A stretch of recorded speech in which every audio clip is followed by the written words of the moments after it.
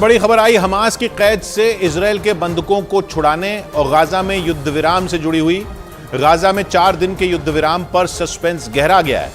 Israel की सरकार ने जानकारी दी कि सीज फायर वाली डील एक दिन टल सकती है क्योंकि हमास ने बंधकों की रिहाई से जुड़े दस्तावेजों पर साइन नहीं किए और इस चक्कर में सीज फायर का समय एक दिन टल गया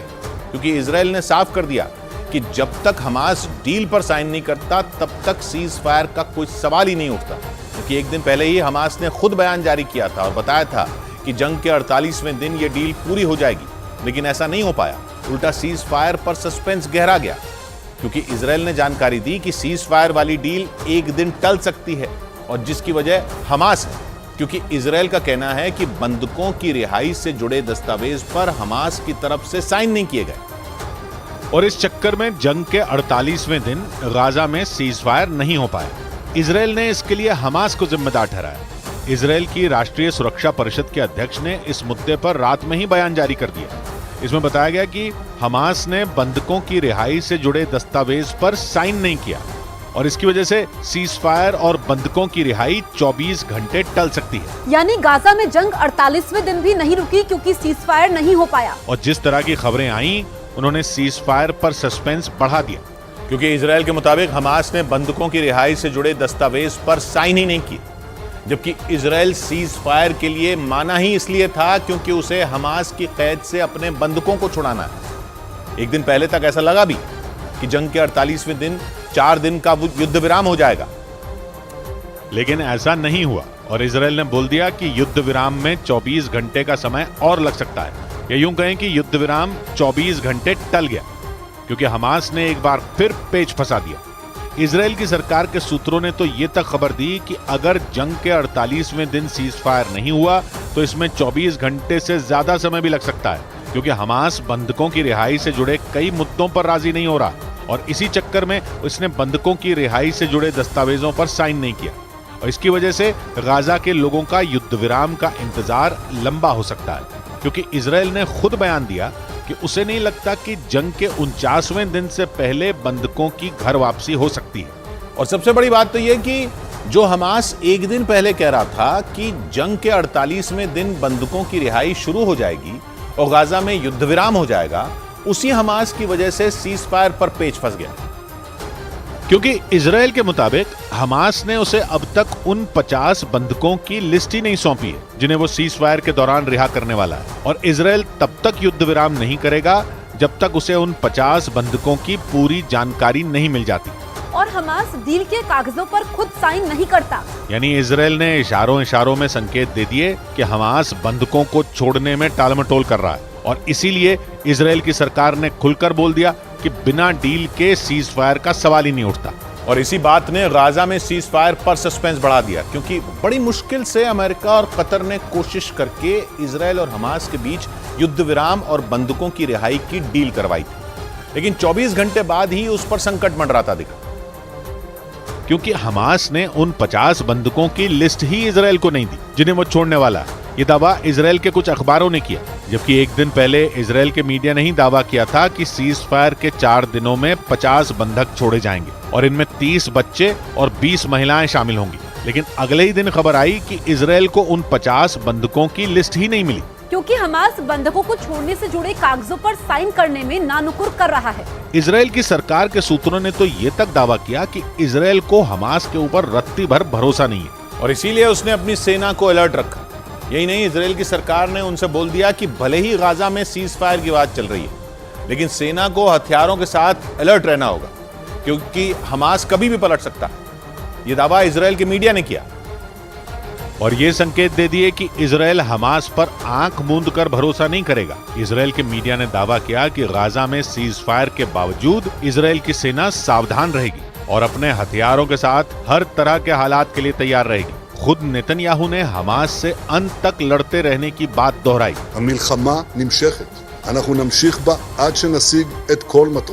नेतन्याहू ने एक दिन पहले भी साफ कर दिया था कि हमास के खत्म होने तक जंग होती रहेगी क्योंकि हमास को छोड़ने का मतलब है इजराइल पर 7 अक्टूबर जैसे हमले बार बार होना और इसीलिए उसने अपनी सेना से तैयार रहने के लिए कहा। यही नहीं, इजराइल के मीडिया ने दावा किया कि नेतन्याहू ने इस बारे में बाइडेन से बात की और उनसे बोल दिया कि सीजफायर के बाद जंग का स्तर बढ़ जाएगा।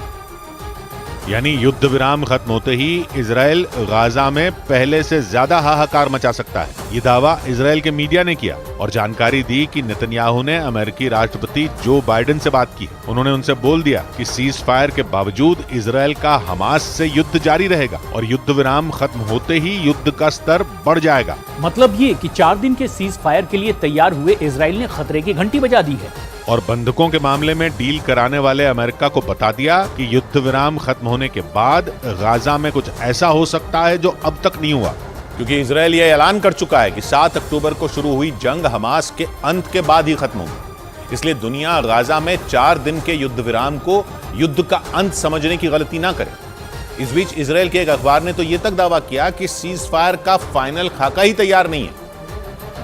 और इसीलिए जंग के 48वें दिन युद्ध विराम नहीं हुआ।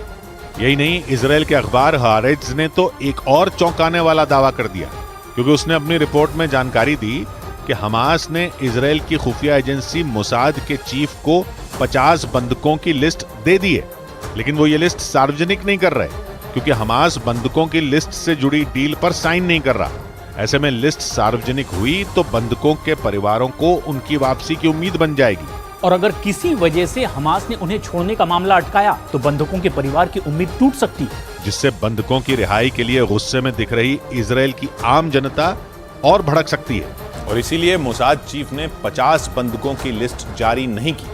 जबकि इजराइल के मीडिया ने ही दावा किया था कि हमास बंधकों से जुड़ी लिस्ट इजराइल को नहीं सौंप रहा है। यानी 50 बंधकों की लिस्ट पर इजराइल के मीडिया ने ही अलग अलग दावे कर दिए,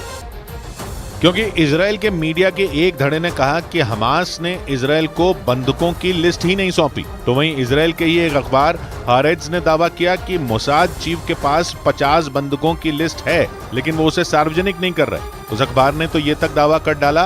कि मोसाद चीफ को ये लिस्ट उसी वक्त मिल गई थी जब वो कतर गए थे, क्योंकि कतर ने ही हमास से बात की थी। और उसके बाद गाजा में 4 दिन के सीज फायर के बदले 50 बंधकों की रिहाई की डील पर सहमति बनी थी। लेकिन पेच तब फंसा जब खबर आई कि इजराइल की सरकार बंधकों की रिहाई से पहले वो लिस्ट जारी नहीं करना चाहती, क्योंकि हमास कब पलट जाए कुछ भरोसा नहीं। और इसी वजह से इजराइल ने तय किया कि वो हमास पर शिकंजा कसेगा और इसके लिए उसने अपनी खुफिया एजेंसी मोसाद को काम पर भी लगा दिया और उसे आदेश दिया कि वो दुनिया भर में छिपे हमास के लड़ाकों को ढूंढ ढूंढ कर मारे।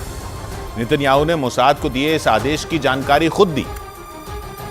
और बताया कि उन्होंने मोसाद को दुनिया भर में छिपे हमास के लड़ाकों को ढूंढने और उन्हें चुन चुन कर मारने का आदेश दिया। यानी इजराइल ने ऐलान कर दिया कि हमास के बड़े नेता या लड़ाके दुनिया के किसी भी कोने में छिपे हों, इजराइल की खुफिया एजेंसी मोसाद उन्हें ढूंढेगी और चुन चुन कर खत्म करेगी। नेतन्याहू ने यह ऐलान करके ये जता दिया कि भले ही वो सीज फायर के लिए मान गए हों, लेकिन वो हमास को माफ नहीं करेंगे। और 7 अक्टूबर को इजराइल पर किए गए हमले की कीमत हमास को चुकानी पड़ेगी, क्योंकि अब उसके नेताओं और लड़ाकों के पीछे दुनिया की सबसे खतरनाक खुफिया एजेंसियों में एक मोसाद है, जो उन्हें दुनिया के कोने कोने में तलाश करेगी। और फिर चाहे वो कतर में हो, लेबनान में हो या फिर पश्चिम एशिया के किसी और देश में, क्योंकि इजराइल का कहना है कि हमास के बड़े नेता गाजा से भागकर लेबनान, कतर या फिर किसी और मुस्लिम देश में छिप गए। और अब हमास के उन नेताओं को ढूंढने और मारने की जिम्मेदारी नेतन्याहू ने मोसाद को सौंप दी, क्योंकि इजराइल की खुफिया एजेंसी मोसाद पहले भी ये काम कर चुकी है और एक बार फिर वो 1972 के ऑपरेशन रैथ ऑफ गॉड जैसा ऑपरेशन चला सकती है।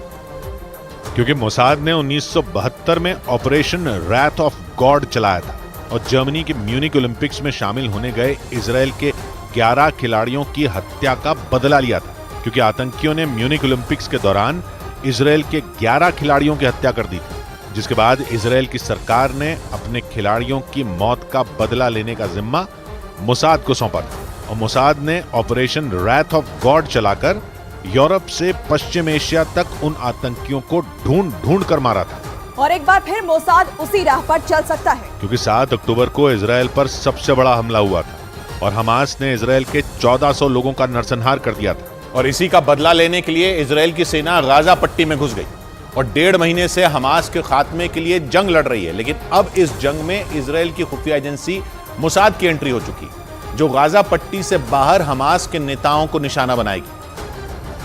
क्योंकि नेतन्याहू ने खुद मोसाद को ये जिम्मेदारी सौंपी, यानी इजराइल की सेना गाजा में लड़ेगी और उसकी खुफिया एजेंसी उन देशों में हमास के बड़े बड़े नेताओं को निशाना बनाएगी जहां वो छिपे बैठे हैं। इन नेताओं में हमास चीफ इस्माइल हानिया भी शामिल, जो गाजा जंग के दौरान कतर में मौजूद थे। यही नहीं, खबर है कि हमास के कई बड़े नेता लेबनान की राजधानी बेरूत में छिपे हैं और मोसाद इन देशों में घुसकर उन्हें मारने की तैयारी में है, क्योंकि उसे इस काम में महारत हासिल है। यानी एक बार फिर वो हो सकता है जो 1972 के बाद हुआ था, क्योंकि तब भी मोसाद ने इजरायली खिलाड़ियों पर हुए हमले का खतरनाक अंदाज में बदला लिया था, और इस बार भी वो उसी अंदाज में हमास के नेताओं को चुन चुन कर मार सकता है। क्योंकि हमास से जंग के बीच इजराइल पर कई कट्टरपंथी संगठनों ने निशाना साधा। हिजबुल्लाह और हूथी लड़ाकों का नाम इनमें सबसे ऊपर है। यमन में सक्रिय हूथी लड़ाकों ने तो इजराइल का जहाज तक हाईजैक करने का दावा किया था और गाजा में सीज फायर की मांग की थी।